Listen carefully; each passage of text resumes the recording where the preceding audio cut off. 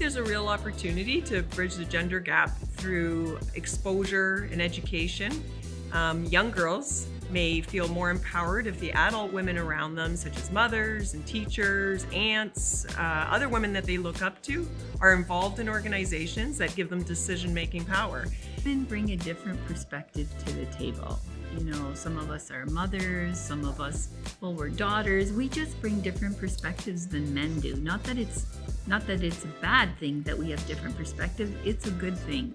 Decisions should be made on different experiences, like a diamond. If you have a diamond that is just one facet, it doesn't sparkle very much. But when it's cut in lots of different angles, it sparkles. And that's the points of view at a table. It is so much easier to make a good decision when you have experience. You can't argue with experience. To create confidence in that organization. You're not going to be committed or be invested or interested in an organization that's not reflective of the community or community concerns, for instance.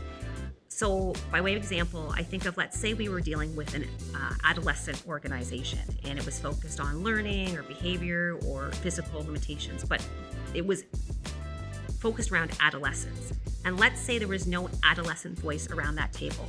There was no adolescent board member, there were no adolescent experts, no one that had anything directly to say about adolescence, but everyone around the table was making decisions about adolescence.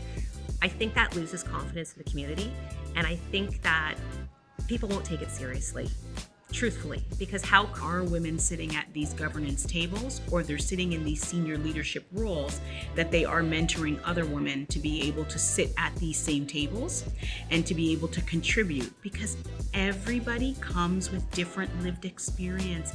Everyone is a different part of the puzzle.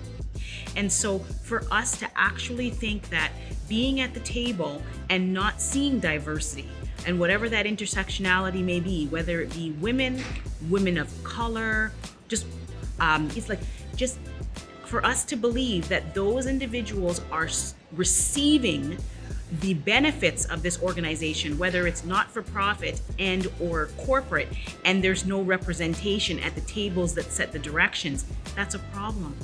So I would say with intentionality, with mentorship, and allowing those individuals, those women, to be able to have a voice when they're at that table. I think that's really how it can happen. And then bringing up the younger generation so that it is no longer an issue that we're talking about in the future. It's just something that succeeds and happens naturally. The first challenge would be actually getting that first board opportunity. That is always the most difficult one. So what I highly recommend is that wherever possible, you find something you're passionate about. Approach a not-for-profit board, try and get on an external committee to make that first inroad. You need that board experience before you can even leverage that skill into a more senior board position.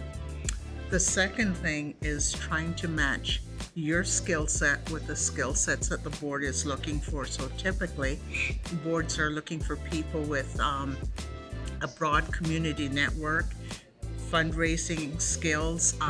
Cybersecurity is a very topical one right now, human resources and strategic planning.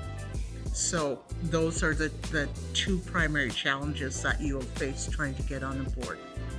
I advise women to start where they are. So it doesn't matter your age group or where you work or what your role is, whether you're in school, whether you're in your first position for your employer. If you want to be a leader, you need to be intentional about it. How do you become a leader? You become a leader in your staff. You become a leader by educating yourself.